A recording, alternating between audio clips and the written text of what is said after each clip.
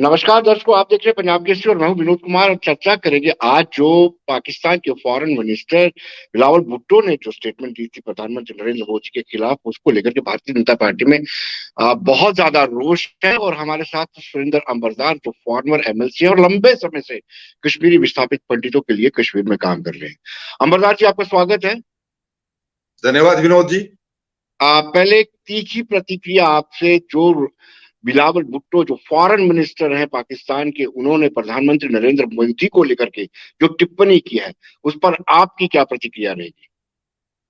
एक एब्नॉक्शियस स्टेटमेंट, और जी वो भी बिलावल भुट्टो जो अपने आप को विक्टिम मानता है टेररिज्म का, और जो झूठ है। बेसिकली विनोद जी, इस सारे संदर्भ में पहले आपको ये देखना है कि बिलावल भुट्टो जो है जी वो बेनजीर भुट्टो का बेटा तो है, पर उसके बाप का क्या नाम है, और उसने अपने बाप के नाम से अपना नाम क्यों नहीं चुना है। जी दूसरी बात कि जो उसने सारे विश्व भर के एक इंटरनेशनल फोरा पे, यूनाइटेड नेशंस में एक झूठ बोला है और एक एब्नॉक्शियस स्टेटमेंट दे दिया है विश्व के सबसे बड़े डेमोक्रेसी के नेता श्री प्रधानमंत्री जी के नाम, वो एक्सेप्टेबल नहीं है। और सारा विश्व आज पाकिस्तान को और विशेष रूप से मिस्टर भुट्टो को एक टेढ़ी नजर से देख रहा है, एक नफरत की नजर से देख रहा है, क्योंकि एक तो उसने झूठ बोला है और ये सभ्य समाज की भाषा नहीं है। एक एब्नॉक्शियस तरीके से उसने एक प्रोपेगेंडा, एक कनार्ड सारे विश्व में फैलाया है। आपको मैं बताऊं विनोद जी कि बेनजीर भुट्टो को जब वो एग्जाइल से वापस आई थी पाकिस्तान, तो उसको एक अटैक पहले भी हुआ था और जिसमें 180 लोग मारे गए थे। वो एक करजाई बॉम्बिंग के नाम से मशहूर है। और दूसरा कि 2007 में जब बेनजीर भुट्टो को मारा गया, उससे पहले उसने अपने मेल में ये लिखा था कि अगर मैं मर गई तो इसका इल्जाम मुशर्रफ पे होगा। ये सिद्ध करता है कि बेनजीर भुट्टो को टेररिस्ट ने नहीं मारा था, उसको पाकिस्तान स्टेट ने मारा था। इसके एवज में मेरे पास और भी कुछ तथ्य हैं, कुछ और एविडेंसेस भी हैं, जो आहिस्ता आहिस्ता मैं आपके साथ शेयर करूं। जी अमरनाथ साहब, आपको नहीं लगता है कि विपक्ष को भी खड़ा होना चाहिए था प्रधानमंत्री के साथ, और इस स्टेटमेंट को जो अपोजिशन है उसको भी चाहिए था कि ढंग से उसको क्रिटिसाइज करते? विनोद जी, जब 71 का वार हुआ था, तब भारतीय जनसंघ के सबसे बड़े नेता अटल बिहारी वाजपेयी जी खड़े हो गए थे और इंदिरा जी को दुर्गा का रूप मानकर सामने आए थे, साथ दिया था, ललकारा था सारे विरोधियों को, दुश्मनों को। तो इस प्रकार का जो आप अपेक्षा आप कांग्रेस या दूसरे राजनीतिक दलों से रखेंगे, वो सही नहीं है, क्योंकि लगभग जो कांग्रेस है वो अब कांग्रेस नहीं रहा है। वो मुस्लिम जो टू नेशन थ्योरी पे जिस तरह से काम किया गया था, उसी टू नेशन थ्योरी का एक भाग है। जी सुंदर जी, आपके सवाल ये पैदा होता है। जी जी जी बोले। देखिए, जब बेनजीर भुट्टो की वहां हत्या होती है, तो पाकिस्तान स्टेट ने एक लश्करी जंगवी पे ये आरोप ठोक दिया कि उन्होंने, जो अलकायदा का आउटफिट है, कि उन्होंने ये असैसिनेशन किया है। जहां तक मेरी जानकारी है कि अलकायदा से लिंक्ड एक और संगठन था जिसको हम बहरी मसूद कहते हैं।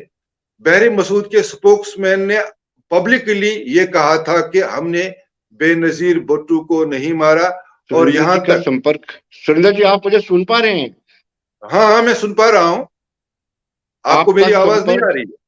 जी जी जी जी, तो दर्शकों सुरेंद्र अंबरदार जी, सुरेंद्र जी आपका संपर्क कट गया था, अपनी बात को कंप्लीट करें।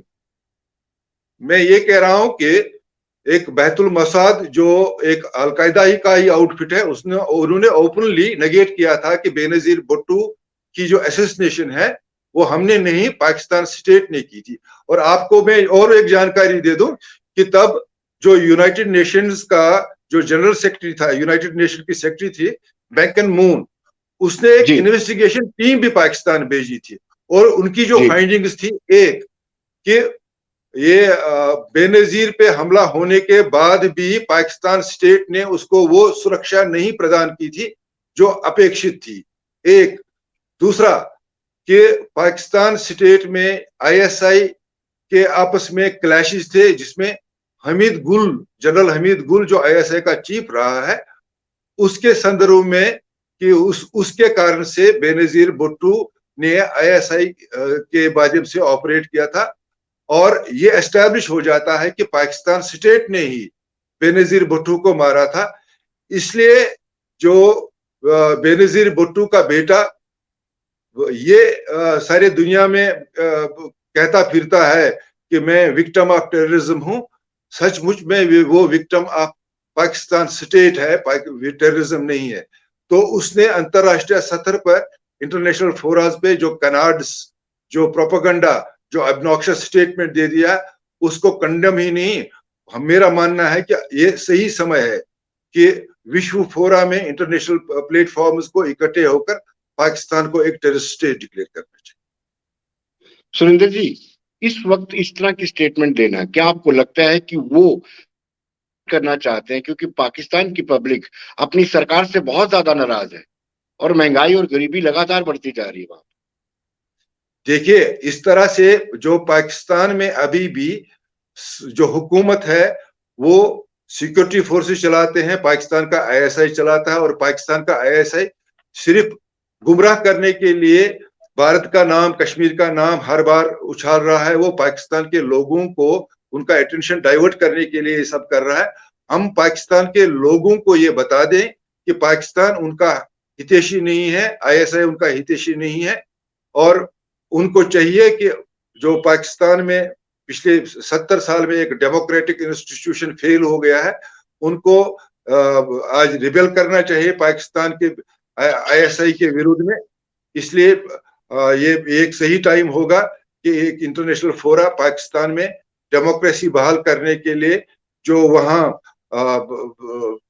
पाकिस्तान आर्मी या पाकिस्तान के आईएसआई एक पाकिस्तान के लोगों को होस्टेज रखकर पाकिस्तान को गुमराह करके पाकिस्तान को चाइना के पास गिरवी रख के, अब सवाल ये उठता है कि कश्मीरी के साथ जो पीएम पैकेज के तहत मुलाजिम हैं, उनकी एक और लिस्ट आतंकवादियों ने जारी की है। इस पर क्या रिएक्शन रहेगा आपका? देखिए विनोद जी, एक बात तो पक्की है कि रीऑर्गेनाइजेशन के बाद पाकिस्तान की जो क्लेम है, जो पाकिस्तान की क्लेम थी, वो खत्म हो गई है। पाकिस्तान ने वैसे भी सिर्फ कश्मीरियों को मारने के लिए पिछले 30 साल से जम्मू कश्मीर के लोगों को उनके ह्यूमन राइट्स करके, जम्मू कश्मीर के लोगों को गुमराह करके एक जो आजादी या पाकिस्तान से मर्जर की जो एक टेररिस्ट मूवमेंट चलाई थी, लगभग ये उसका आखिरी फेज है। ये अब जो प्रेसिपिटेशन है टेररिज्म की, वो अब समाप्त होने वाली है। अब कश्मीर के अवाम उनको रिजेक्ट कर रहे हैं, कश्मीर टेररिज्म को रिजेक्ट कर रहा है। हालांकि मैं मानता हूं कि कुछ उनके जो कंटूर्स है वो इंटैक्ट है, पर बहुत जल्दी जिस तरह से जम्मू कश्मीर की सरकार, विशेष रूप से सिक्योरिटी फोर्सेस, टेररिस्टों को नैप करने में सक्षम भी है और सक्सेसफुल भी हो रहे हैं। ये फ्रस्ट्रेशन के कारण से सिर्फ जो माइनॉरिटीज हैं, चाहे वो कश्मीरी हिंदू एम्प्लॉयज हैं, चाहे वो रिजर्व कैटेगरी के एम्प्लॉयज हैं, एक साइक वॉर करके उनको डराने की कोशिश कर रहे हैं। ऐसे सिचुएशन में जम्मू कश्मीर सरकार को भी एक संतुलन बनाकर जो इनके कंसर्न्स हैं उनसे मिलकर इनके कंसर्न्स को अंडरस्टैंड भी करना चाहिए और एड्रेस भी करना चाहिए। हमारे लोग पाकिस्तान के षड्यंत्र के शिकार न बने और फिर दोबारा कश्मीर में उनका जो वर्चस्व है किसी भी प्रकार से आगे ना बढ़े। हम टेररिस्ट्स को भी न्यूट्रलाइज करें, और जिस प्रकार से सरकार टेररिज्म के जो मेनेटर्स हैं, जो उनके कोरियर्स हैं, जो उनके ओवरग्राउंड एक्टिविस्ट्स हैं, जो